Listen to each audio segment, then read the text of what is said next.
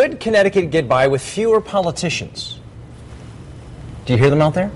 They're all commenting. I think I know what they're saying, yeah. They all have an opinion. Well, a state lawmaker actually proposing that Connecticut eliminate about half the people at the state capitol to save money. How about that? Our chief Capitol correspondent Mark Davis joins us live from our Hartford newsroom with more on the plan to cut back on politics in Hartford. Mark? Yes, Darren, I think I hear people talking to the television set as well. Good evening, everyone, from the Hartford newsroom tonight. And believe it or not, this unkindest cut of all for politicians in Hartford is coming from a Democrat.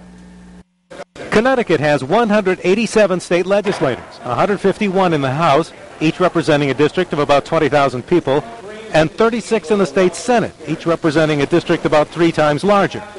Connecticut has more state lawmakers than California, a state with 10 times our population. And Democratic State Representative Linda Schofield of Simsbury thinks the size of the legislature could be cut to save money. Now, she couldn't speak today because of severe laryngitis, but told me via email that we could save about $27 million a year by cutting the legislature in half. Do I get to pick which half? Boy, is that ever tempting. That is tempting. I'm not quite sure it's constitutional. The general consensus here today is that it would require a change in the state constitution, and that the Republicans have a more realistic idea, cutting all legislator and staff salaries by 10% and tripling medical copays. If we're going to ask everyone to sacrifice, we have to lead by example. Anyone who wants to take a 10% cut, please let me know. We haven't had a raise in 10 years. I believe at 10 years, there may be people can volunteer, they can give back their pay if they choose to do so. How much do you think a state lawmaker makes?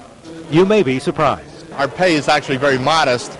The base salary is $28,000. A number of legislators have taken pay cuts in the past year. They took furlough days, unpaid days, etc. The governor does not seem to think this kind of token gesture would be of that much help, but he didn't rule it out. On a serious note, this budget is going to ask that everyone make sacrifice.